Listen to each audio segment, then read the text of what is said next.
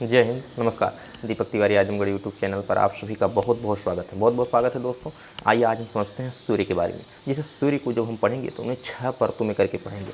सूर्य की जो अंदर की परत होती है उन्हें हम आंतरिक परत के नाम से जानते हैं। सूर्य के अंदर 3 परतों को हम अंदर की परत बोलते हैं और सूर्य के बाहर की 3 परतों को अलग अलग, मतलब कुल मिलाकर टोटल 6 परतों को पढ़ा जाता है।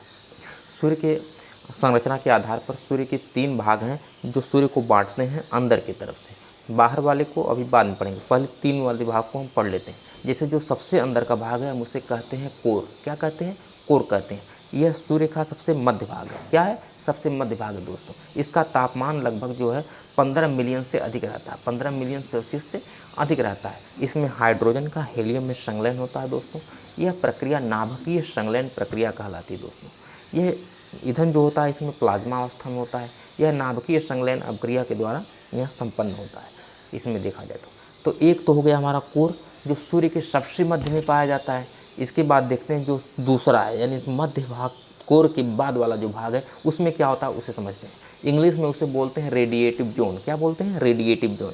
यदि हिंदी में बोला जाए तो उसी को कहते हैं विकिरण, मतलब विकिरण मंडल, मतलब रेस यानी किरण वहीं से निकलती हैं। लेकिन जो ऊर्जा उत्पन्न होती है वह कोर से होती है, लेकिन वहाँ से निकलती है, जो निकलती है तो उसे हम लोग कहते हैं विकिरण मंडल। वहाँ से किरण निकलने का प्रयास करती है, किरण निकलती है। कोर में हुए संलयन के फलस्वरूप कई प्रकार की किरणें विद्युत चुंबकीय विकिरणों के रूप में निकलती हैं, जैसे रेडिएटिव जोन में दिखती हैं। कौन कौन? जैसे एक्सरे हो गया, गामा हो गई, फोटान, ये सब क्या किरणें निकलती रहती हैं उसमें से। किस में से निकलती हैं? रेडिएटिव जोन से निकलती हैं। उसमें तो कोर में तो सिर्फ प्लाज्मा अवस्था में ईंधन बनता है, धधकता है पूरा तेज से, आगे लबर फूटती है। लेकिन जो किरण रेडिएटिव जो किरण बनती हैं वो कहाँ बनती है? रेडिएटिव जोन में बनती है, जिसे विकिरण मंडल के नाम से जानते हैं दोस्तों। इसके बाद समझते हैं कन्वेक्टिव जोन।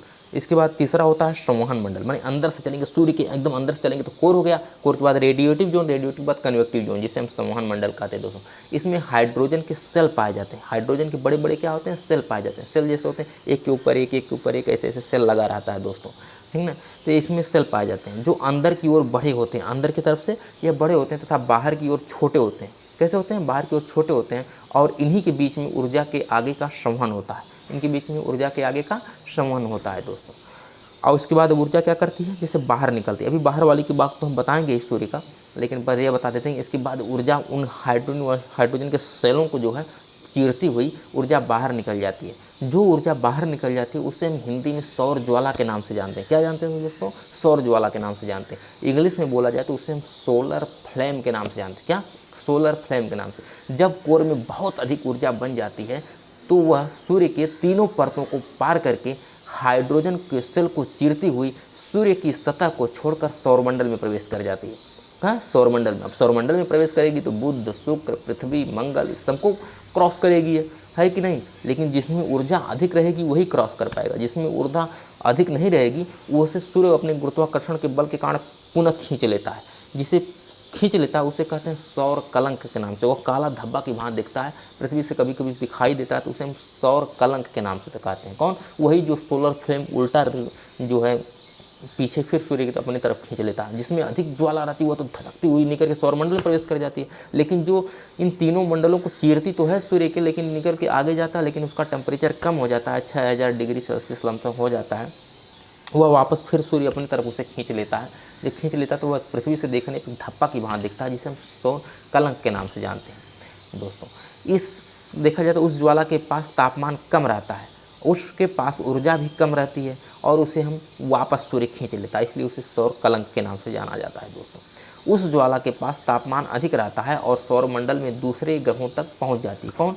जिसका नाम है सौर ज्वाला, जिसे हम इंग्लिश में सोलर फ्लेम के नाम से जानते हैं दोस्तों। जब पृथ्वी के करीब से गुजरता है तो गुरुत्वाकर्षण के प्रभाव में आकर के पृथ्वी पर गिरने लगता है, किंतु वायुमंडल इसे विचलित कर देता है। क्या करता है? विचलित कर देता है और पृथ्वी को इसकी जलने से बचाता है। पृथ्वी को क्या करता है? जलने से बचा लेता है। नहीं तो यह सोलर फ्लेम जब पृथ्वी पर गिरते तो पृथ्वी के सभी जीव नष्ट हो जाते दोस्तों। तो वह जो वायुमंडल है, वायुमंडल क्या करता है? ऐसे आता है तो ऐसे छलका के उसे ऊपर कर देता है। तो जो छलका करके ऊपर करता है उस जहाँ पर, तो जब वायुमंडल में वह सोलर फ्लेम आता है और उससे टकराता है तो टकराने से एक आवाज़ उत्पन्न होती है जिसे हम विस्लर कहते हैं। क्या कहते हैं? विस्लर कहते हैं। लेकिन जो सोलर फ्लेम जो ऊर्जा टकरा करके जहाँ से ऊपर जाती है तो वह पृथ्वी तल से जब दिखाई देती तो उसे हम कहा जाता है अरोरा। ये आग का होता है, इसे अरोरा कहा जाता है। ऊपर चला जाता है, यह क्या करता है, ऊपर चला जाता है, तो इसे हम कहते हैं बोरियोलिस। क्या कहते हैं, बोरियोलिस। अरोरा बोरियोलिस के रूप में जाना जाता है। और जो मान लो पृथ्वी इतनी बड़ी है, अब सूर्य उतना बड़ा है, तो जो आ रहा है तो कुछ ऊपर चले जाएगा, कुछ नीचे चला आएगा, नीचे से कुछ वायुमंडल नीचे की तरफ भेज देगा, ऊपर वाले को वायुमंडल ऊपर भेज देगा। तो जो नीचे वाले को वायुमंडल नीचे भेजता है उसे कहते हैं अरोरा ऑस्ट्रियोलिस। क्या कहते हैं, अरोरा ऑस्ट्रियोलिस। और जो ऊपर वाला रहता है उसे कहा जाता है अरोरा बोरियोलिस। इस प्रकार। लेकिन यह प्रॉब्लम क्या करता है दोस्तों, तो यह संचार माध्यम में जो है अरोरा, जो यह सोलर फ्लेम आता है, जो सौर ऊर्जा आती है पृथ्वी पर, संचार माध्यम में परेशानी ला देती है। क्योंकि संचार माध्यम का जो कार्य होता है वह आयन मंडल से होता है, और जो अरोरा प्रवेश करती थी आयन मंडल से ही विचलित होती है, आयन मंडल के ऊपर से ही निकल जाती है। इसलिए जो है पृथ्वी पर जो है संचार माध्यम में परेशानी आ जाती है। मिलते हैं दोस्तों अगली वीडियो में, जिसके बारे में हम अगली परतों को बारे में समझेंगे, जहाँ से किरीट के बारे में समझेंगे, जो मुकुट उकुट रहता है सूर्य का, जहाँ से फोटॉन किरणें निकलती हैं। इन सब के बारे में अगली वीडियो में हम चर्चा करते हैं। धन्यवाद।